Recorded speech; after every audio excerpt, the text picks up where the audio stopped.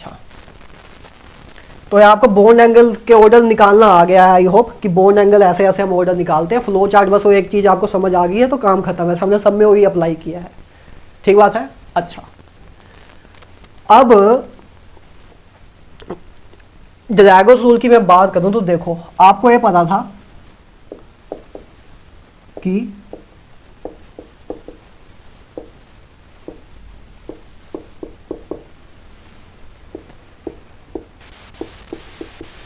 ये आपको पता था कि बॉन्ड एंगल का ऑर्डर अभी अभी जस्ट आपने निकाला था कि सेंट्रल एटम डिफरेंट होगा तो साइज जो है आपका इन्वर्सली प्रोपोर्शनल होगा बॉन्ड एंगल के, तो इसलिए इसका आपका बॉन्ड एंगल सबसे ज़्यादा आया था।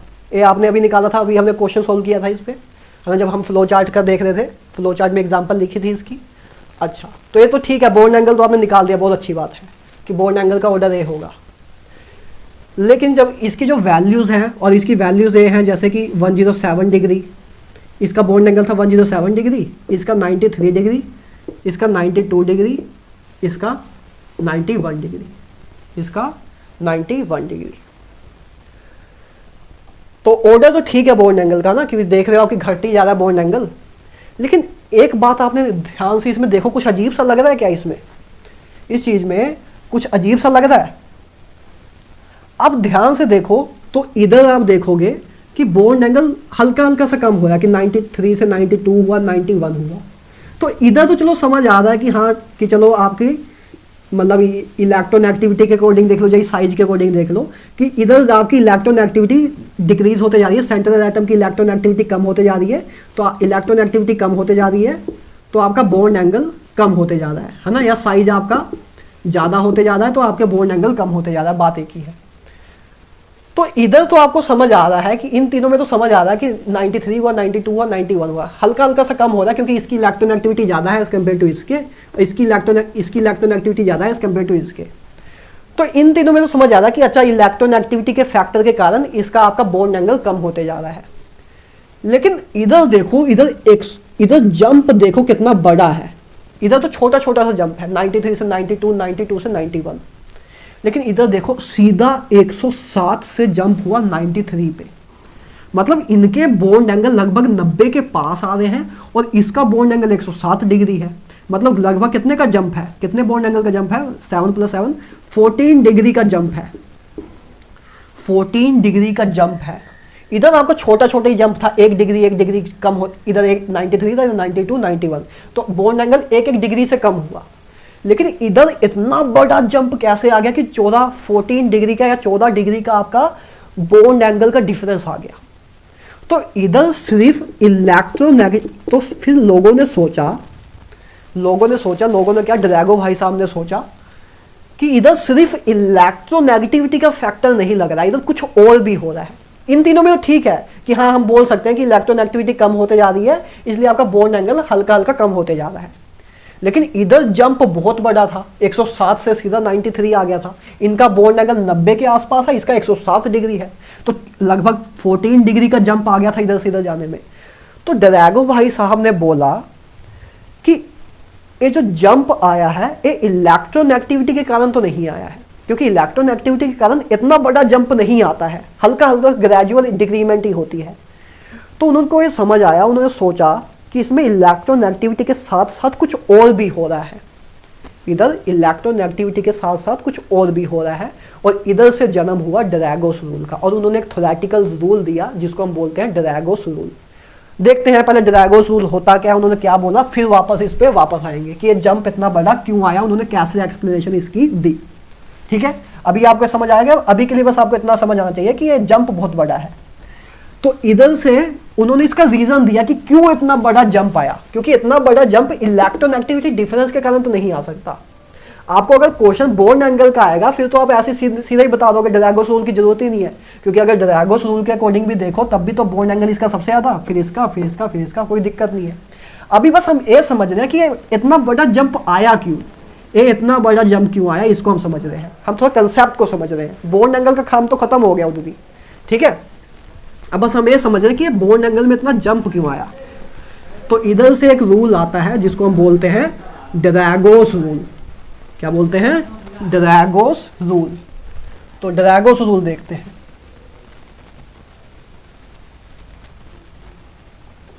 ड्रैगोस rule.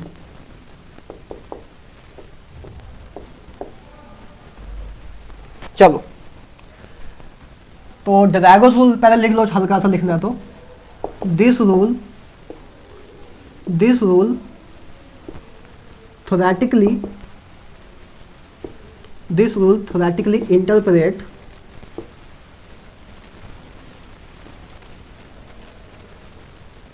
which interpret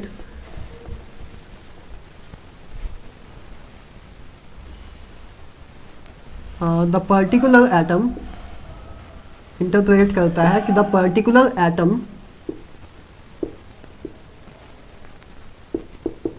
in a molecule या कंपाउंड, कुछ भी लिख लो, in a molecule undergo hybridization or not। ये रूल आपको ये बताता है कि किसी मॉलिक्यूल में जो पर्टिकुलर आपका एटम है, बेसिकली सेंट्रल एटम जो है, वो हाइब्रिडेशन में पार्टिसिपेट करेगा कि नहीं करेगा, वो हाइब्रिडाइजेशन करेगा कि नहीं। ये रूल आपको ये बताता है। ड्रैगोस रूल आपको क्या बताता है? ये रूल आपको ये बताता है कि कोई कंपाउंड हाइब्रिडाइजेशन में पार्टिसिपेट करता है कि नहीं करता है। अभी देखोगे, देखो पहली बात तो आपको बस इतना पता लगना चाहिए कि ये रूल हमें ये बताता है कि कोई कंपाउंड के अंदर हाइब्रिडेशन हो रही है कि नहीं हो रही है। पहली बात तो इतनी क्लियर होनी चाहिए कि this rule theoretically interpret the particular atom in a molecule undergo hybridization और नॉट। हाइब्रिडेशन करता है कि नहीं कर रहा है। ठीक बात है। अच्छा, कंडीशन लिखो, अभी समझ आएगा कि हम क्या कर रहे हैं। कंडीशन फॉर ऐसे लिख लो, condition for not participating in hybridisation, participation in hybridisation. क्या कंडीशन होगी कि कोई आपका सेंट्रल, जिस केस में आपका सेंट्रल एटम हाइब्रिडेशन में पार्टिसिपेट नहीं कर रहा हो, मतलब हाइब्रिडेशन ना कर रहा हो, उसकी कंडीशन इन्होंने कुछ दी थी। इन्होंने क्या बोला था? दो कंडीशन इन्होंने दी थी। इन्होंने बोला कि आपका जो सेंट्रल एटम है, सेंट्रल एटम जो है आपका, वो बिलोंग करे, अगर सेंट्रल एटम अगर आपका बिलोंग करे थर्ड पीरियड या ग्रेटर देन थर्ड पीरियड को। थर्ड पीरियड मतलब आपका सेंट्रल एटम है वो या तो थर्ड पीरियड में लाई करता हो, third period, fourth period, fifth period, sixth period, seventh period, किसी भी पीरियड में लाई करता हो। सेकंड पीरियड और फर्स्ट पीरियड की बात नहीं कर रहे हैं। तो सेंट्रल एटम अगर आपका बिलोंग करता हो थर्ड पीरियड या उससे ज़्यादा वाले पीरियड को। और दूसरी कंडीशन इन्होंने ये दी कि जो आपका सराउंडिंग एटम है उसकी इलेक्ट्रॉन एक्टिविटी जो है, surrounding atom electron activity less than 2.5 हो। अगर ये दो कंडीशन फुलफिल्ड हो रही हैं तो आपका कंपाउंड में सेंट्रल एटम जो है वो हाइब्रिडेशन नहीं करेगा। पहली चीज़ क्या है?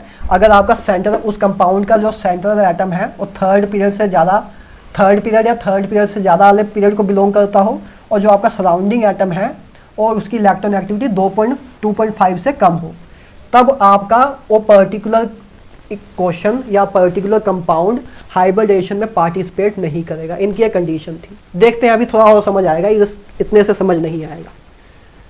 और ये दोनों कंडीशन एक साथ अप्लाई होनी चाहिए। ऐसा नहीं कि एक अप्लाई हो जाए एक ना हो, दोनों अप्लाई होगी तभी वो हाइब्रिडेशन में पार्टिसिपेशन नहीं करेगा। अब आते हैं क्वेश्चन पे। जैसे ये आपका, पहले इसको लिख लो, आप लिख लो, इसकी कंडीशन लिख लो और इसका रूल लिख लो, है ना। ड्रैगोस रूल आपको क्या बताता है, मैं इरेज कर रहा हूँ, ठीक है, आप लिख लेना। ड्रैगोस रूल आपको क्या बताता है कि कोई पर्टिकुलर कंपाउंड जो है वो हाइब्रिडेशन में पार्टिसिपेशन करता है या हाइब्रिडेशन करता है कि नहीं करता है।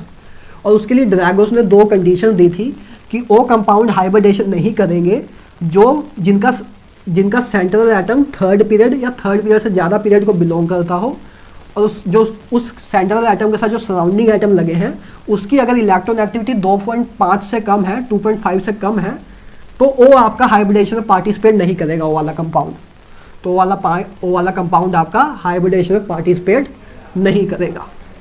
अच्छा, तो देखो क्या हुआ फिर। अब वापस आते हैं, वो तो ड्रैगोस रूल था, वो उस ड्रैगोस रूल की एक्सप्लेनेशन और उसको समझना शुरू करते हैं कि क्या बोल रहे थे वो। एग्जांपल से ही मेन अच्छा समझ आता है।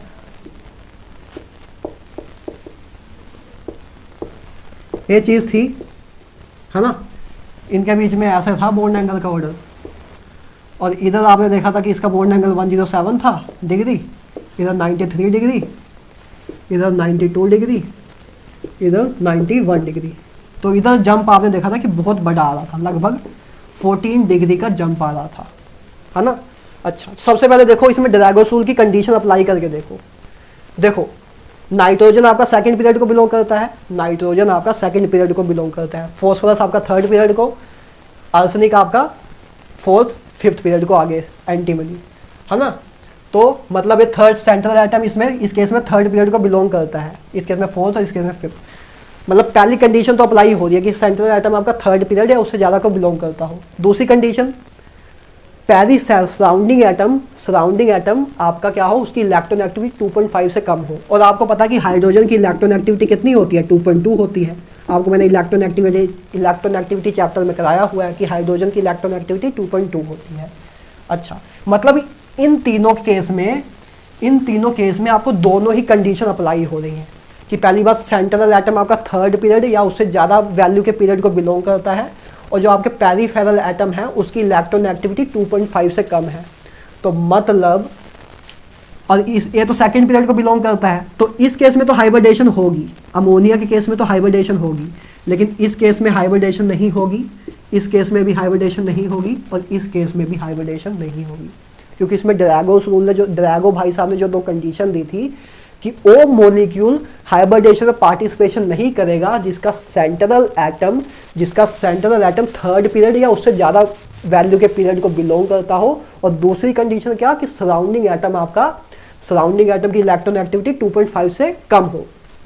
तो इसमें दोनों कंडीशन फुलफिल्ड हो रही है कि सेंट्रल एटम आपका थर्ड पीरियड से ज़्यादा का है, थर्ड पीरियड से ज़्यादा को बिलोंग करता है, और सराउंडिंग एटम जो लगे हुए हैं उसकी इलेक्ट्रॉन एक्टिविटी 2.5 से कम है। तो इन तीनों के केस में आपकी हाइब्रिडेशन नहीं होगी, और ये हाइब्रिडेशन ना होने के कारण ही आपका बॉन्ड एंगल लगभग 90 के करीब आता है। क्यों आता है, देखो हाइब्रिडेशन का मतलब क्या होता था, इंटरमिक्सिंग होती थी ना। जैसे क्या होता था, नाइट्रोजन की कॉन्फ़िगरेशन क्या होती है, 1s2 2s2 2p3, तो ये आपका वैलेंस शेल था, है ना, ये आपका वैलेंस शेल था, ठीक है। तो क्या होता था, हाइब्रिडेशन में मिक्स होके आपके 4 नवे ऑर्बिटल बना देते थे, है ना, ये 4 नवे ऑर्बिटल बना देते थे, sp3 sp3 sp3 sp3, ये आपके नवे ऑर्बिटल बन जाते थे जिनको हम हाइब्रिडाइज ऑर्बिटल कहते थे। तो इस केस में तो अमोनिया के केस में तो हाइब्रिडेशन हो रही है, मतलब इंटरमिक्सिंग ऑफ ऑर्बिटल्स हो रही है। अमोनिया के केस में इंटरमिक्सिंग ऑफ ऑर्बिटल्स हो रही है, लेकिन इनके केस में देखिए, इस केस में आपकी कॉन्फ़िगरेशन क्या होगी, बस इधर आपकी 3s2 3p2 हो जाएगा, है ना, 3s2 3p2, आगे आपका 1s2 ये सब आ जाएगा, 1s2 2s2 2p6, है ना। तो इस केस में आपका ए वाली कॉन्फ़िगरेशन होगी, तो ऐसे होगा। मतलब ये आपका जो शेल था, ये 2s था 2p था, इधर आपका जो शेल है इस केस में ps3 के केस में, तो सेंट्रल एटम आपका फॉस्फोरस है, तो 3s और 3p, है ना, यही कॉन्फ़िगरेशन होगी, 1s2 2s2 2p6 यही होगी, है ना। अच्छा, तो इसका वैलेंस शेल ये है, इसका वैलेंस शेल फॉस्फोरस का वैलेंस शेल ये है। अच्छा, तो इस केस में अगर हाइब्रिडेशन नहीं हो रही है, इसका मतलब क्या कि इधर इंटरमिक्सिंग नहीं हो रही है, मतलब ऐसे आपके हाइब्रिडाइज ऑर्बिटल नहीं बन रहे हैं, ठीक है, कि इन ऑर्बिटल्स की आपस में इंटरमिक्सिंग नहीं हो रही है। ऐसे इस केस में आपके 4s ऑर्बिटल होंगे, है ना, 4s और 4p होगा, तो इस केस में भी आपकी हाइब्रिडेशन नहीं हो रही है। और इस केस में इसमें 5s और 5p होगा, तो इस केस में भी हाइब्रिडेशन नहीं हो रही है। मतलब इन तीनों केस में इंटरमिक्सिंग नहीं हो रही है, इंटरमिक्सिंग होकर आपके नवे ऑर्बिटल्स नहीं मिल रहे हैं, मतलब हाइब्रिडेशन नहीं हो रही है, बात वही है, ठीक बात है। अच्छा, तो पहले आपको ड्रैगोस रूल से पता लग गया कि इन तीनों के केस में हाइब्रिडेशन नहीं हो रही है, क्योंकि इसमें ड्रैगोस रूल की कंडीशन फॉलो हो रही है, और ड्रैगोस रूल ने 2 कंडीशन दी थी जिससे हमें पता लगता है कि कोई कंपाउंड हाइब्रिडेशन में पार्टिसिपेट कर रहा है कि नहीं कर रहा है। तो इसमें हाइब्रिडेशन नहीं हो रही है और इसमें हाइब्रिडेशन हो रही थी, तो इस केस में आपके ऑर्बिटल मिक्स होके, इंटरमिक्स होके नवे ऑर्बिटल बना लेता है sp, जिसको हम बोलते हैं sp3 sp3 sp3, 4 नवे हाइब्रिडाइज ऑर्बिटल बना लिए। 4 ऑर्बिटल थे, 4 एटॉमिक ऑर्बिटल से 4 हाइब्रिडाइज ऑर्बिटल बन गए थे। इस केस में लेकिन आपकी हाइब्रिडेशन हो ही नहीं रही है, मतलब इंटरमिक्सिंग ऑफ ऑर्बिटल होकर नवे ऑर्बिटल मिल ही नहीं रहे हैं, ना इस केस में ना इस केस में, है ना। आपके नवे ऑर्बिटल मिल ही नहीं रहे हैं क्योंकि हाइब्रिडेशन हो ही नहीं रही है, इंटरमिक्सिंग हो ही नहीं रही है। अच्छा, अब अगर इंटरमिक्सिंग नहीं हो रही है, इंटरमिक्सिंग अगर नहीं हो रही है मतलब नवे ऑर्बिटल नहीं बन रहे हैं, मतलब sp3 ऑर्बिटल्स नहीं बन रहे हैं। sp3 ऑर्बिटल तो तभी बनेंगे, हाइब्रिडाइज ऑर्बिटल तभी बनेंगे जब इंटरमिक्सिंग हो। तो ड्रैगोस रूल ने बोला था कि इस केस में इंटरमिक्सिंग होगी नहीं। अच्छा, क्यों नहीं होगी ये भी सोच सकते हो आप। आपको मैंने हाइब्रिडेशन में पिछली वीडियो में ये बताया था, पहला पॉइंट ही लिखाया था कि हाइब्रिडेशन उन्हीं एटॉमिक और मतलब इंटरमिक्सिंग उन्हीं एटॉमिक ऑर्बिटल्स की होगी जिनकी एनर्जी सेम हो या नियरली सेम हो, जिनकी एनर्जी सेम हो या नियरली सेम हो। तो 2s और 2p की एनर्जी तो लगभग क्लोज होती है, लेकिन 3s और 3p की एनर्जी में डिफरेंस ज़्यादा होता है एज कम्पेयर टू इनके, और 4s और 4p में तो और ज़्यादा होता है, 5s और 5p में तो और ज़्यादा होता है। तो इस तरफ आते हुए एनर्जी डिफरेंस इंक्रीज होता जाता है कि मतलब s ऑर्बिटल और p ऑर्बिटल के बीच में एनर्जी डिफरेंस ज़्यादा होने लग जाता है। और मैंने आपको बताया था, पहला ही पॉइंट लिखाया था हाइब्रिडेशन का, कि इंटरमिक्सिंग सिर्फ उन्हीं एटॉमिक ऑर्बिटल्स की होगी जिनकी एनर्जी सेम हो या नियरली सेम हो। तो इसकी एनर्जी, इस केस में इस ऑर्बिटल और इस ऑर्बिटल्स की एनर्जी लगभग नियरली सेम थी, इसलिए इंटरमिक्सिंग होकर आपके हाइब्रिडाइज ऑर्बिटल बन गए। लेकिन इधर एनर्जी डिफरेंस ज़्यादा होने के कारण इंटरमिक्सिंग हो ही नहीं पाई, हाइब्रिडेशन हो ही नहीं पाई। तो ये रीजन समझ गए पहली बार कि इंटरमिक्सिंग क्यों, उन्होंने क्यों बोला था कि हाइब्रिडेशन इस केस में नहीं होगी, क्योंकि इस केस में एनर्जी डिफरेंस ज़्यादा है, एनर्जी डिफरेंस ज़्यादा होने के कारण हाइब्रिडेशन नहीं हो पाएगी, इंटरमिक्सिंग नहीं हो पाएगी। ऐसी सेम इसमें, ऐसी सेम इसमें। अच्छा, तो अब हाइब्रिडेशन नहीं हो रही है, हाइब्रिडेशन नहीं हो रही है, तो इस केस में तो क्या था अमोनिया के केस में, तो ये आपके तो 2 लोन पेयर इधर थे, ये 3 आपके इधर थे। तो इस केस में तो ऐसे होता था कि एक बॉन्ड ऐसे हाइड्रोजन के साथ बन जाता था, एक बॉन्ड इधर से, एक बॉन्ड इधर से, है ना। लेकिन इस केस में pH3 में बात करूं तो pH3 में तो आपके हाइब्रिडेशन नहीं हो रही है, मतलब जो आपके इलेक्ट्रॉन्स हैं, मतलब जो आपके इलेक्ट्रॉन है वो प्योरली प्रेजेंट है p ऑर्बिटल में ही, प्योरली प्रेजेंट। देखो इस केस, अमोनिया के केस में तो क्या था, अमोनिया के केस में आपके जो एटॉमिक, जो आपके इलेक्ट्रॉन थे वो हाइब्रिडाइजेशन कर ले, पहले इंटरमिक्सिंग करके हाइब्रिडेशन कर लेते थे और आपके इलेक्ट्रॉन फिर आ जाते थे कहाँ, हाइब्रिडाइज ऑर्बिटल में। तो इस अमोनिया के केस में आपके इलेक्ट्रॉन कहाँ है, इलेक्ट्रॉन है आपके हाइब्रिडाइज ऑर्बिटल में। लेकिन pH3 के केस में आपका, pH3 के केस में हाइब्रिडेशन हो ही नहीं रही है, मतलब आपके जो इलेक्ट्रॉन है वो प्रेजेंट है प्योर एटॉमिक ऑर्बिटल्स में ही, हाइब्रिडाइज ऑर्बिटल में प्रेजेंट नहीं है। अमोनिया के केस में आपके इलेक्ट्रॉन हाइब्रिडाइज ऑर्बिटल में प्रेजेंट थे, इस केस में आपके सिंपल एटॉमिक ऑर्बिटल में ही प्रेजेंट है क्योंकि हाइब्रिडाइज ऑर्बिटल बन ही नहीं रहे हैं। तो क्लियरली आपको ये समझ आ रहा है कि आप चाहो तो ये लिख सकते हो कि इन pH3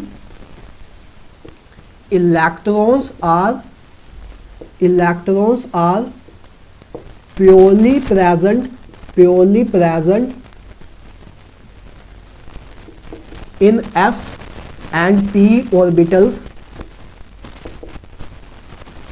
rather than hybridized orbitals, hybridized orbital। ये आप चाहो तो लिख सकते हो कि pH3 में क्या हो रहा है, सेम उनके केस में भी यही हो रहा है। तो pH3 में क्या हो रहा है कि आपका जो इलेक्ट्रॉन्स है वो आपके प्योरली प्रेजेंट हैं s ऑर्बिटल और p ऑर्बिटल में, s ऑर्बिटल और p ऑर्बिटल में, वो हाइब्रिडाइज ऑर्बिटल में प्रेजेंट नहीं है क्योंकि उस केस में हाइब्रिडेशन हो ही नहीं रही है। तो मतलब ये आपके जो 3, मतलब पहला बॉन्ड इधर से बन रहा होगा, pH3 जो है, pH3 आपका बन रहा है तो एक बॉन्ड हाइड्रोजन इधर से बनाया होगा, एक इधर से, एक इधर से, 3 बॉन्ड बनाए होंगे जैसे इस केस में इसमें बनाया था। तो इस केस में जो 3 बॉन्ड बन रहे हैं ये क्या, किसके बीच में बन रहे हैं, sp3 हाइब्रिडाइज ऑर्बिटल से बन रहे हैं। अमोनिया के केस में आपका नाइट्रोजन के, पहले नाइट्रोजन में हाइब्रिडाइजेशन होती थी, फिर हाइब्रिडाइज ऑर्बिटल के साथ हाइड्रोजन बॉन्ड बना रहा है। लेकिन pH3 के केस में तो हाइब्रिडेशन हो ही नहीं रही है, तो बॉन्ड जो बन रहे हैं वो सिंपली p ऑर्बिटल से ही बन रहे हैं कि इसका आपके 3 p ऑर्बिटल हैं, एक px, 3 p ऑर्बिटल होते हैं, एक px, एक py, एक pz, है ना, 3 p ऑर्बिटल हैं आपके। तो आपका एक बॉन्ड बना px ऑर्बिटल से, दूसरा बॉन्ड बना आपका py ऑर्बिटल का हाइड्रोजन के साथ, दूसरे हाइड्रोजन के साथ, तीसरा बॉन्ड बना आपका pz ऑर्बिटल का तीसरे हाइड्रोजन के साथ। मतलब और आपको पता है कहाँ बनाए कि जैसे आपका pH है, pH3 है, तो आपको पता है पहला बॉन्ड बना px के साथ, दूसरा बना py के साथ, तीसरा बना pz ऑर्बिटल का यूज करते हुए। मतलब एक बॉन्ड ए मान लेता हूँ x एक्सिस, है ना, ए मान लेता हूँ px ऑर्बिटल है आपका, ए आपका बोल देता हूँ मैं px ऑर्बिटल, लेट्स से ए मैं बोल देता हूँ py ऑर्बिटल, ए बोल देता हूँ py ऑर्बिटल, और ए आपकी मान लेता हूँ z एक्सिस है, तो ए है आपका pz ऑर्बिटल, ए है आपका pz ऑर्बिटल। तो आपको इतना समझ आया कि हाइब्रिडेशन नहीं हो रही है, मतलब ए इलेक्ट्रॉन जो है प्योरली आपके p ऑर्बिटल में ही प्रेजेंट है, प्योरली आपके p ऑर्बिटल में ही प्रेजेंट है। और आपको पता है कि px, py और pz ऑर्बिटल जो है वो एक दूसरे के परपेंडिकुलर होते हैं। x एक्सिस, y एक्सिस और z एक्सिस के बीच में एंगल तो 90 डिग्री का ही होता है, px, py और pz। तो px, py, pz angle, px, py, pz orbital आपके 90 डिग्री पे होते हैं, 90 डिग्री पे होते हैं। और ये आपका एंगल 90 के क्लोज भी आ रहा था, ये आपका एंगल 90 के क्लोज भी आ रहा था। तो ऐसे ही ड्रैगोस रूल ने एक्सप्लेनेशन दी थी। उन्होंने क्या बोला कि नाइट्रोजन के केस में तो आपके इनकी एनर्जी लगभग आसपास सेम है, इस करके नियरली सेम है एटॉमिक ऑर्बिटल की, इसलिए इंटरमिक्सिंग हो जाती है और आपके हाइब्रिडाइज ऑर्बिटल बन जाते हैं। ठीक है, तो इस जो आपके हाइब्रिडाइज ऑर्बिटल बन गया, और मैंने आपको बताया था कि पहले हाइब्रिडाइजेशन होती है फिर ओवरलैपिंग होती है। तो पहले हाइब्रिडाइजेशन हुई, फिर इसने हाइड्रोजन के साथ ओवरलैप करके 3 बॉन्ड बना लिए। तो इस केस में आपका हाइब्रिडाइज ऑर्बिटल के साथ हाइड्रोजन ने बॉन्ड बनाए हैं, लेकिन इस केस में हाइब्रिडेशन तो हुई नहीं, मतलब आपके जो इलेक्ट्रॉन है वो प्योरली प्रेजेंट है p ऑर्बिटल्स में। और p ऑर्बिटल आपके 3 टाइप के होते हैं, px, py और pz। और px, py और pz एक दूसरे के 90 डिग्री एंगल पे होते हैं, 90 डिग्री एंगल के ओरिएंटेशन पे होते हैं। तो आपको उससे इन्होंने कंक्लूजन निकाला था कि इनका एंगल 90 डिग्री के आसपास इसीलिए आया क्योंकि ये हाइब्रिडेशन में पार्टिसिपेट नहीं कर रहे हैं, ये हाइब्रिडेशन में पार्टिसिपेट नहीं कर रहे। यही ड्रैगोस रूल ने बोला था। इन्होंने देखा कि इसका एंगल 90 डिग्री के आसपास आ रहा है, तो उन्होंने सोचा कि क्यों ये 90 डिग्री के आसपास आ रहा होगा। तो उन्होंने सोचा कि ये 90 डिग्री के आसपास तो तभी आ सकता है कि जब आपके इलेक्ट्रॉन जो है वो px, py और pz ऑर्बिटल में ही प्रेजेंट हो, क्योंकि px, py, pz ऑर्बिटल जो है वो 90 डिग्री के एंगल बनाते हैं। तो फिर उन्होंने कंक्लूजन निकाला कि अच्छा ऐसा हो रहा होगा कि ये हाइब्रिडेशन कर ही नहीं रहे हैं, ये हाइब्रिडेशन कर ही नहीं रहे हैं। फिर उन्होंने ये दिया कि ये हाइब्रिडेशन कर ही नहीं रहे हैं। इस केस में आपके pH3 के केस में आपके इलेक्ट्रॉन जो है वो एटॉमिक और प्योरली एटॉमिक ऑर्बिटल में ही प्रेजेंट है, उधर से बॉन्ड बन रहे हैं। और px, py और pz के बीच में 90 डिग्री का एंगल होता है, इसलिए इनका एंगल 90 डिग्री के आसपास आया, इसलिए इनका एंगल 90 डिग्री के आसपास आया। यही था आपका ड्रैगोस रूल, यही था आपका ड्रैगोस रूल। ड्रैगोस रूल ने आपको यही बताया था कि इधर इतना बड़ा जंप क्यों आया, क्योंकि इस केस में तो हाइब्रिडेशन हो रही है। तो इस केस में हाइब्रिडेशन हो रही है, तो इसकी हाइब्रिडेशन है sp3, इसकी हाइब्रिडेशन है sp3 और sp3 है। ठीक है, तो sp3 है तो इसका एंगल आपका कितना होगा, 109 डिग्री के आसपास होना चाहिए था, है ना। एक लोन पेयर था, लोन पेयर के कारण तो हल्का सा बॉन्ड एंगल कम हो गया था, इसलिए आपका 160 डिग्री आ गया था। ठीक है, तो इधर तो हाइब्रिडेशन हो रही थी, इसलिए इसका एंगल 160 डिग्री था। लेकिन इन तीनों केस में आपकी हाइब्रिडेशन हो ही नहीं रही है, इंटरमिक्सिंग ऑफ ऑर्बिटल्स हो ही नहीं रही है। मतलब आपके इलेक्ट्रॉन जो है प्योरली p ऑर्बिटल्स में ही प्रेजेंट है, मतलब px, py और pz, और इधर से ही आपके बॉन्ड बन रहे हैं। तो जो आपका एक px, py और pz ऑर्बिटल्स है वो एक दूसरे 90 डिग्री के एंगल पे ही होते हैं। तो इसीलिए उन्होंने इससे कंक्लूजन दिया कि इस केस में आपकी हाइब्रिडेशन नहीं हो रही है, मतलब आपके इलेक्ट्रॉन जो है प्योरली p ऑर्बिटल्स में प्रेजेंट है और p ऑर्बिटल्स के बीच में एंगल 90 डिग्री का होता है, इसीलिए इनका एंगल 90 डिग्री के आसपास आया कि मतलब इनमें हाइब्रिडेशन हो ही नहीं रही थी। इससे इन्होंने कंक्लूजन ये दिया था। यही था आपका ड्रैगोस रूल। तो मतलब ड्रैगोस रूल आपको यही बताता है कि कौन से आपके कंपाउंड हाइब्रिडेशन में पार्टिसिपेट कर रहे हैं, कौन से हाइब्रिडेशन में पार्टिसिपेट नहीं कर रहे। जिस सेंट्रल एटम के अगर थर्ड पीरियड या थर्ड पीरियड से ज़्यादा को बिलोंग करता है और आपका जो सराउंडिंग एटम है उसकी इलेक्ट्रॉन एक्टिविटी 2.5 से कम होगी तो हाइब्रिडेशन में पार्टिसिपेट नहीं करेगा, उसके बहुत हाई चांस है। ठीक बात है, क्लियर है। चलो और उसका मैंने रीज़न भी बता दिया कि हाइब्रिडेशन में पार्टिसिपेट क्यों नहीं कर रहे हैं, क्योंकि इधर एनर्जी डिफरेंस बढ़ जाता है, इसलिए हाइब्रिडेशन में पार्टिसिपेट नहीं करते। और हाइब्रिडेशन में अगर पार्टिसिपेट नहीं कर रहे हैं तो इलेक्ट्रॉन आपके प्योरली पी ऑर्बिटल में ही प्रेजेंट है, प्योरली पी ऑर्बिटल में प्रेजेंट है। और आपको पता है कि पी एक्स, पी वाई और पी जेड एक दूसरे के परपेंडिकुलर होते हैं, मतलब 90 डिग्री एंगल पे होते हैं, इसलिए ही इनका एंगल 90 डिग्री के आसपास आया, इसलिए ही इनका एंगल 90 डिग्री के आसपास आया। क्लियर है बात? ठीक है, तो ये रीज़न था इसका। ड्रैगोस रूल ने इसका ऐसे रीज़न दिया था कि ये जंप इतना बड़ा क्यों आया, क्योंकि इस केस में हाइब्रिडेशन हो रही है, इस केस में हाइब्रिडेशन नहीं हो रही है। आपके इलेक्ट्रॉन प्योरली पी ऑर्बिटल से प्रेजेंट है, और प्योरली पी ऑर्बिटल में प्रेजेंट है, तो मतलब पी एक्स, पी वाई और पी जेड के बीच में एंगल 90 डिग्री के आसपास होता है, 90 डिग्री होता है, तो इसलिए इनका एंगल 90 डिग्री के आसपास आया। और इस केस में हाइब्रिडेशन होती थी, इसलिए इसका एंगल 109 डिग्री के आसपास आया। ठीक है, तो ये इन्होंने रीज़न दिया था। ठीक है, तो ये ड्रैगोस रूल ने इसकी एक्सप्लेनेशन दी थी भाई, बस। ठीक है, बाकी बॉन्ड एंगल का अगर क्वेश्चन आया होता हो तो आप पहले भी बता देते, जो आपको मैंने फ्लो चार्ट बताया था उसी से आप बता देते।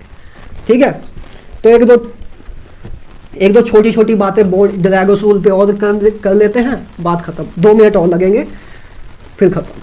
आई होप ड्रैगोस रूल समझ आ गया होगा। सिंपल ड्रैगोस रूल कुछ नहीं है, हजम पता नहीं क्यों नहीं हजम होता है लोगों को। ड्रैगोस रूल कुछ नहीं है, बस ड्रैगोस रूल आपको ये बताता है कि कोई मॉलिक्यूल जो है वो हाइब्रिडेशन में पार्टिसिपेट करता है कि नहीं करता है।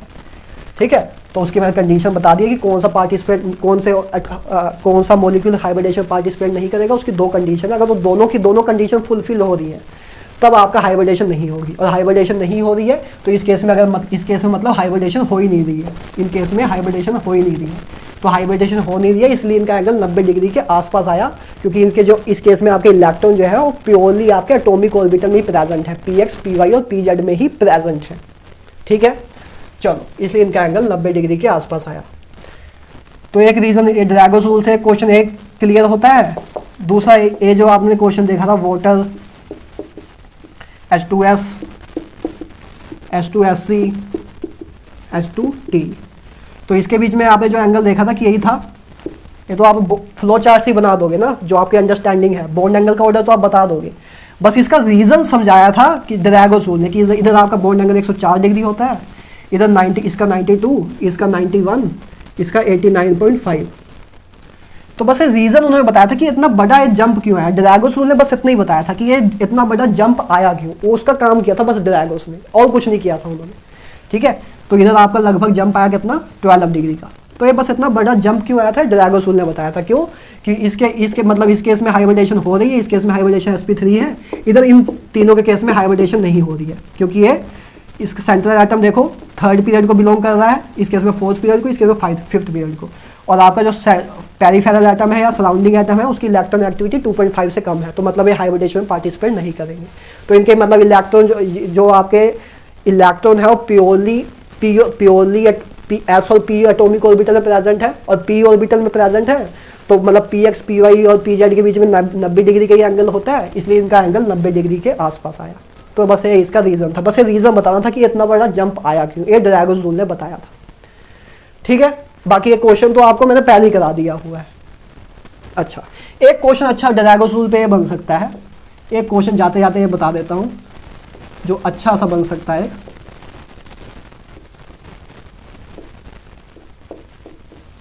जैसे इन दोनों में पूछे कि बताओ बॉन्ड एंगल का ऑर्डर क्या होगा, इन दोनों में पूछे कि बॉन्ड एंगल का ऑर्डर क्या होगा। और एक क्वेश्चन ये भी आता पहले अच्छा एक क्वेश्चन ये भी कभी कभी एक क्वेश्चन ये भी आता है कि ammonia is more basic than PH3, ammonia is more basic than PH3 why. Ammonia ज्यादा बेसिक होता है, इज मोर बेसिक। अमोनिया का बेसिक नेचर, बेसिक कैरेक्टर ज्यादा होता है एज कम्पेयर टू PH3। बताना है रीजन क्या है इसका।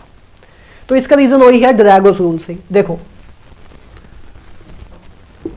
इसका रीजन आप ड्रैगोस रूल से ही देते हो। ये आपका अमोनिया था और ये आपका PH3।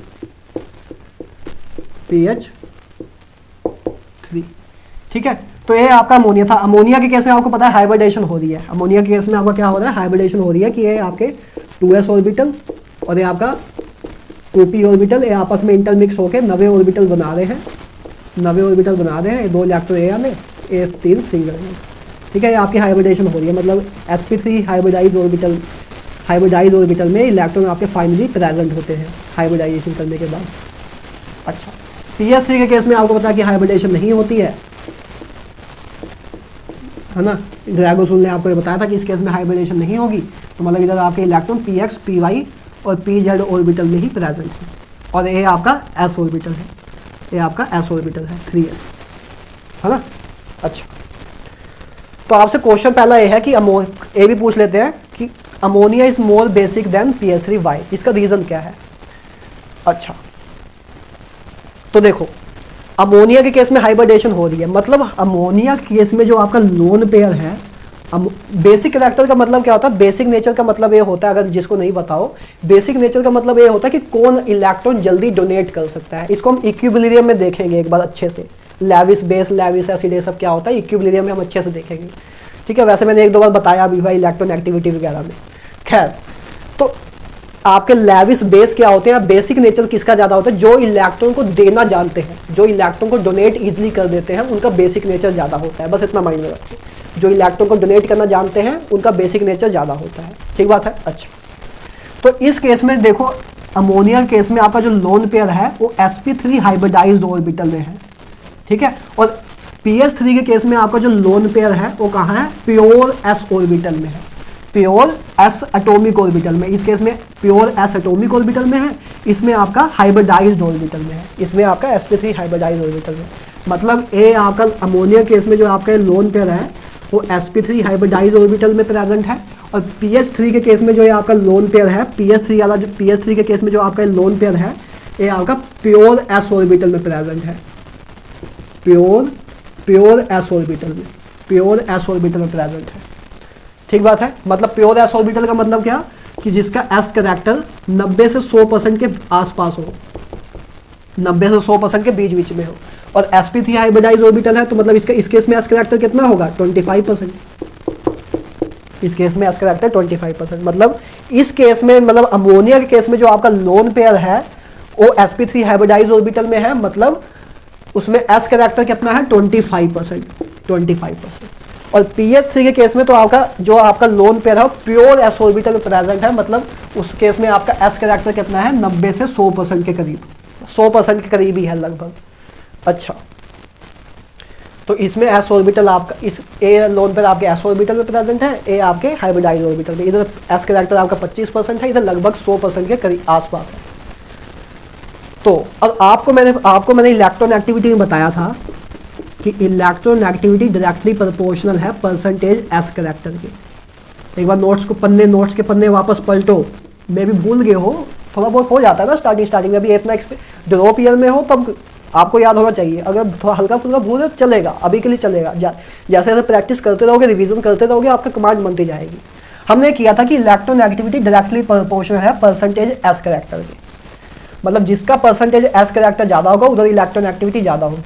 तो इधर s कैरेक्टर ज़्यादा है, इधर s कैरेक्टर कम है, मतलब इसकी इलेक्ट्रॉन एक्टिविटी ज़्यादा है, इसकी इलेक्ट्रॉन एक्टिविटी ज़्यादा है, इधर आपकी इलेक्ट्रॉन एक्टिविटी कम है, इधर आपकी इलेक्ट्रॉन एक्टिविटी कम है, ठीक बात है। अच्छा, अब इलेक्ट्रॉन एक्टिविटी कम है, इधर इलेक्ट्रॉन एक्टिविटी ज़्यादा है, मतलब इस लोन पेयर की इलेक्ट्रॉन एक्टिविटी ज़्यादा है। इलेक्ट्रॉन एक्टिविटी ज़्यादा मतलब कि इलेक्ट्रॉन को भी मतलब खींच के रखा हुआ है, और इस केस में इलेक्ट्रॉन एक्टिविटी कम है, मतलब इलेक्ट्रॉन डोनेट कर सकता है। देखो, जिसकी इलेक्ट्रॉन एक्टिविटी ज़्यादा होगी वो इलेक्ट्रॉन को खींचेगा अपने तरफ, और जिसकी इलेक्ट्रॉन एक्टिविटी कम होगी वो इलेक्ट्रॉन को देगा, है ना। जिसकी इलेक्ट्रॉन एक्टिविटी कम होगी वो इलेक्ट्रॉन को देगा, जिसकी इलेक्ट्रॉन एक्टिविटी ज़्यादा होगी वो इलेक्ट्रॉन को खींचेगा, ठीक है। तो इसकी इलेक्ट्रॉन एक्टिविटी ज़्यादा है, इसकी इलेक्ट्रॉन एक्टिविटी कम है, तो मतलब ये इलेक्ट्रॉन को डोनेट इजीली कर सकता है, ये लोन पेयर से इलेक्ट्रॉन को इजीली डोनेट कर सकता है। ये इजीली डोनेट नहीं कर सकता क्योंकि इसका s कैरेक्टर इसमें 100% के करीब है, मतलब इलेक्ट्रॉन एक्टिविटी बहुत ज़्यादा है। तो इलेक्ट्रॉन एक्टिविटी बहुत ज़्यादा होने के कारण ये इलेक्ट्रॉन्स को डोनेट नहीं कर सकता है। लेकिन इधर आपका परसेंटेज s कैरेक्टर 25% के आसपास ही है, तो इधर इलेक्ट्रॉन एक्टिविटी आपकी कम होती है। और अगर आपकी इलेक्ट्रॉन एक्टिविटी कम है, अगर आपकी इलेक्ट्रॉन नेगेटिविटी कम है तो वो आपके इलेक्ट्रॉन इजीली डोनेट कर सकता है। तो इसलिए आपका ammonia is more basic than PS3। क्या रीजन दोगे, why ammonia is more basic than PS3? Because in ammonia hybridization take place.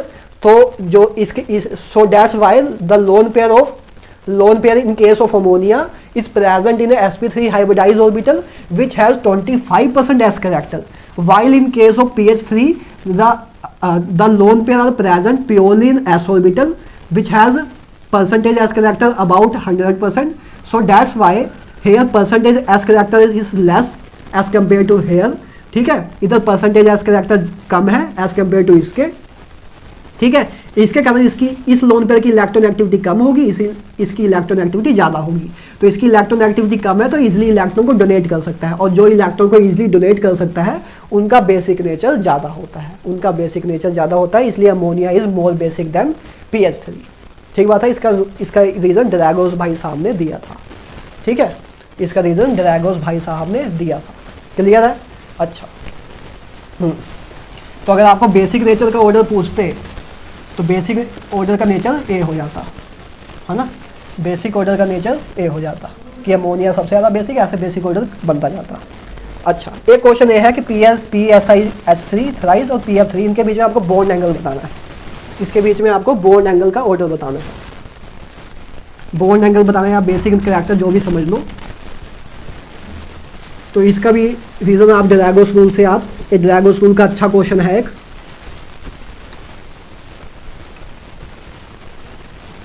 देखो लास्ट क्वेश्चन है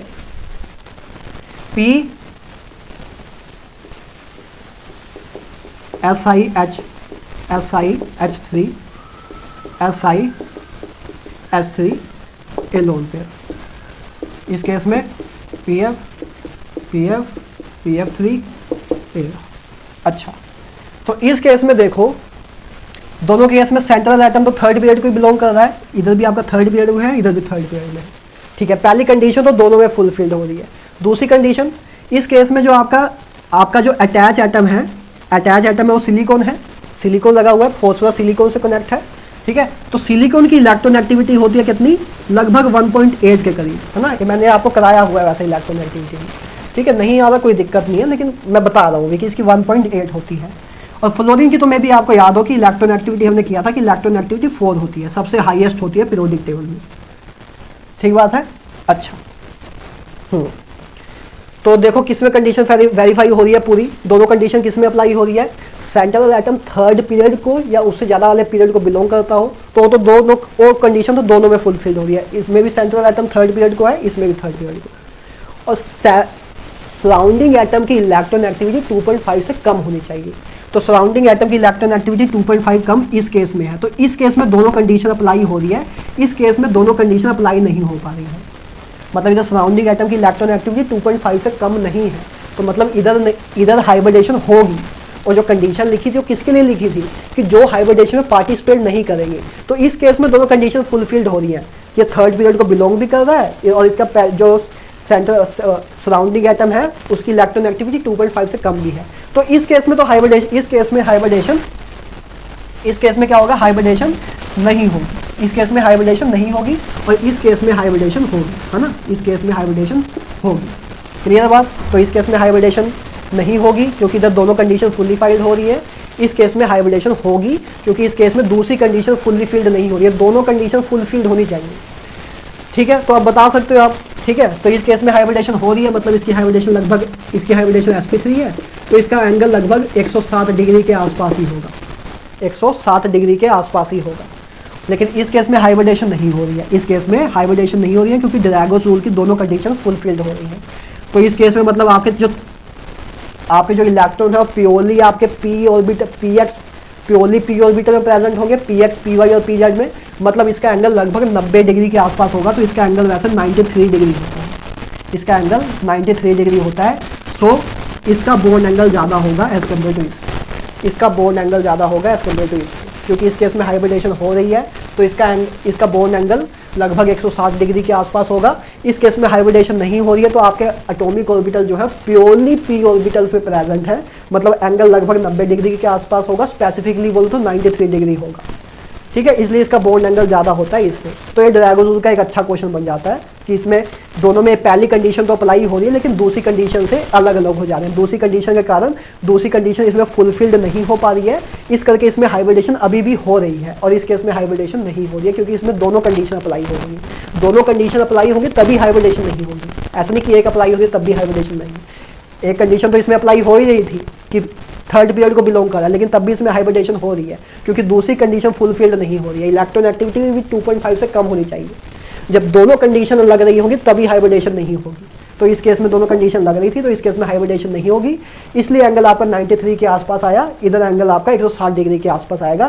सो बॉन्ड एंगल इसका PF3 का ज़्यादा होगा as compare to PSIH3 thrice के। ठीक है, और अगर आपसे वो पूछ लेते हैं कि बेसिक नेचर किसका ज़्यादा होगा, PF3 का ज़्यादा होगा कि इसका ज़्यादा होगा, तो इस केस में आपका जो ये है लोन पेयर प्रेजेंट है sp3 हाइब्रिडाइज ऑर्बिटल में।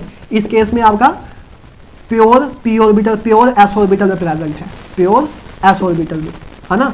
तो मतलब प्योर s ऑर्बिटल में प्रेजेंट है, मतलब लगभग 100% s करेक्टर है, लगभग, है ना, अप्रोक्सीमेटली 100% s करेक्टर है। इधर 25% s करेक्टर है।